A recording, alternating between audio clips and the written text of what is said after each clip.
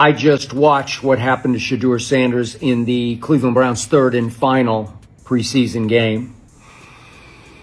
And I'm outraged, I'm sickened, and I'm saddened by the way Shadur continues to be treated in the National Football League, now by those sorry-ass Browns and sorry-ass Kevin Stefanski. The NFL just got flipped upside down. Shadur Sanders has officially left Cleveland for the Las Vegas Raiders in a record-breaking $80 million guaranteed deal, with incentives pushing it past $120 million. This isn't just a contract. It's a seismic shift that shakes the league from the front office to the fans in the bleachers. Mark Davis personally sealed the move, Nike is preparing massive drops, and Raider Nation is celebrating the arrival of football's newest superstar. I think the goal is to get Shedeur the hell away from Cleveland. If we find out the other NFL teams are this incompetent, it's not going to be good. Not for the lawsuit that's already out there. Cutting Shedeur and moving to the next team, and the same thing happening all over, the collusion, the blocking. The deal itself is stunning, not just for its size, but for its statement. $80 million guaranteed makes Shadur Sanders one of the highest paid quarterbacks in the NFL before he has even reached the peak of his career. Add the incentives, and the contract swells into one of the richest in football history. The Raiders didn't just sign a quarterback, they purchased a movement, an image, and a future. And the fact that Mark Davis, usually more comfortable leaving the details to his football operations team, stepped in personally to make sure the deal was closed, speaks volumes.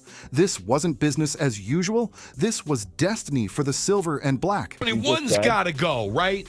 One's got to go, T, to clear this thing up. At some point, but I'm sorry, I know they don't care. If they were to trade Shadur Sanders now after that preseason performance and he would go on to be good, nobody in this building would survive that. For the Raiders, this is the boldest gamble in years, and it couldn't feel more on brand.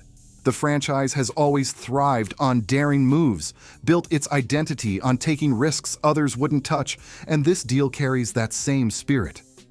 Shadur Sanders represents more than just a talented passer.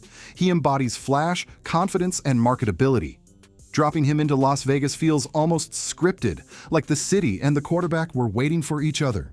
Raider Nation, long desperate for a new face of the franchise, now has its star. It was three teams: the Cleveland Browns, the Philadelphia Eagles, and it also was Baltimore Ravens. Now this is where the perspective gets skewed, because why would Shedeur not want to go to Baltimore? If any team has been on the cutting edge of saying we figured out the recipe of drafting and developing good players to play great and elite, that's one of the teams that does it at a high level. The excitement isn't confined to the field. Nike, already deeply invested in Shedeur as part of the Sanders legacy, is lining up massive drops tied to his Raiders debut.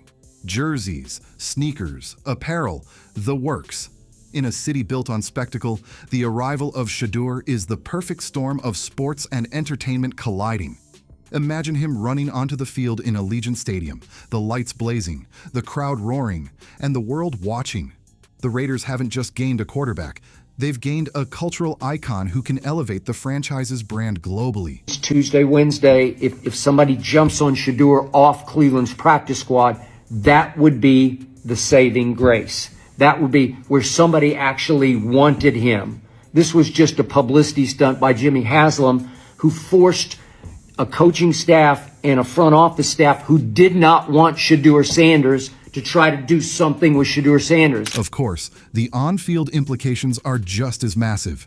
Shedeur joins a roster with offensive pieces that will amplify his skills, and his presence instantly shakes up the power dynamics of the AFC West. Suddenly, the conversation isn't just about Patrick Mahomes and the Chiefs dominating year after year. It's about what happens when a rising superstar quarterback with a laser arm and icy composure sets up shop in the same division. The rivalry potential is off the charts, and the NFL schedule makers are already salivating over primetime matchups. If Zach Jackson and him and everybody else that we talked to have said that Shedeur looks good, he looks really good. He looks better, and we got Zach that say Dylan Gabriel ain't even an NFL quarterback. That's true. So how is it that this man can't get a rep with the ones, but that non-NFL quarterback can? We all what agree sense with that. does that make? It makes no sense. Clearly, the guys running the team disagree with us. But for every action, there's a reaction, and the fallout in Cleveland has been nothing short of catastrophic. The Browns didn't just lose a player, they lost their future. Ownership is under fire from every direction. Fans are furious, accusing the front office of failing to secure their generational quarterback. Questions swirl about how this was even allowed to happen in Cleveland, a city defined by decades of football heartbreak, is once again watching hope slip away in the most painful way possible. The energy in Cleveland has turned from excitement to outrage, and the franchise is left scrambling to patch together an identity without the player they believed would redefine their future. Kevin Stefanski is having to answer questions, real life questions, each and every press conference about a fourth string quarterback. Like, that's the kind of energy and attention and headlines that Shedeur Sanders, he's Deion Sanders' son. He's a quarterback. It's going to be an issue, and that's what any other team is going to have to be willing to take on. The pain runs deeper because of what Shedeur represented. He wasn't just a quarterback. He was supposed to be the answer to decades of futility, the player who could finally lift the Browns out of the shadows. Losing him so abruptly, and to a franchise that feels like the polar opposite in terms of culture and flair, makes it sting even more.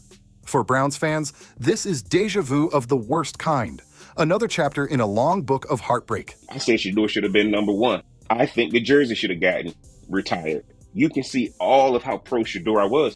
And although I wouldn't do what Shedeur did, because I don't have that kind of cachet and I don't have that kind of cash, I can understand why he's doing it. Because he had to sit there and listen to everybody tell him he was going to have to change.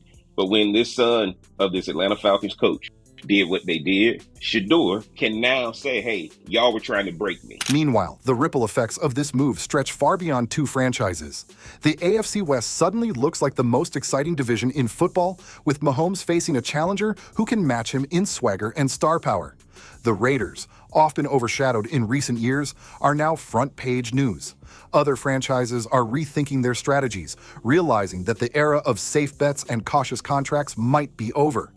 Shadur Sanders has raised the bar for what a young quarterback can command, and his signing is already being studied on Wall Street as a landmark in the business of sports. This isn't about talent. I do not want my third-string quarterback in the news. Who's the Cowboys' third-string quarterback? You Cowboys fan?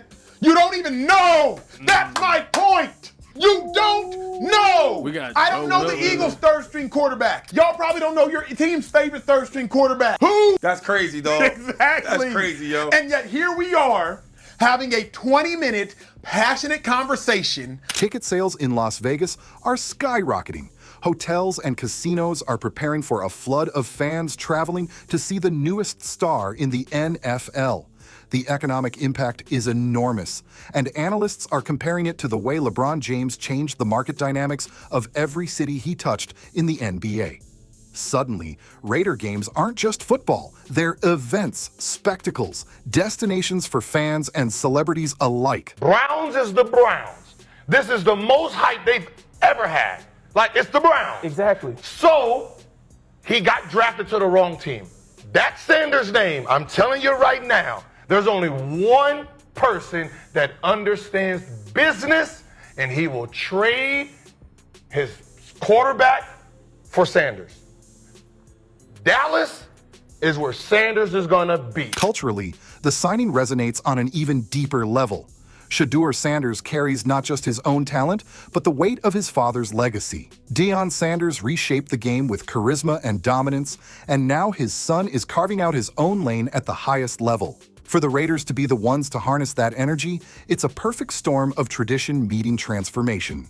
The franchise that once built its brand on rebellion and edge now finds itself leading a new era of quarterback stardom. Then that would just be guy using Shedeur to expose the NFL, and that lawsuit that's out there can move forward. It's enough out there that it should have moved forward by now. And I'm sure other people are waiting for it to move forward so they can move, because that's how that goes.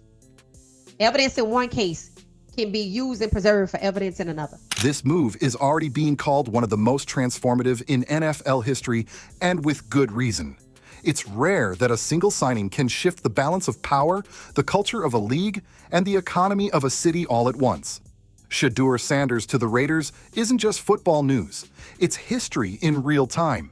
And it proves that sometimes the boldest moves pay off not just in wins, but in the stories they create and the eras they define. My man Mel Kiper, who's been doing this a long time, as long as I've been doing it, doubled down and said Shedeur should go first of all the quarterbacks. That was his final mock drafting, his final big board. Shedeur Sanders was the best quarterback in the draft, said Mel Kiper Jr., who's been doing this for a long freaking time. In the end, the Browns are left reeling, Raider Nation is reborn, and the NFL itself feels like it's entering a new chapter. The arrival of Shadur Sanders in Las Vegas is more than just a headline, it's a turning point.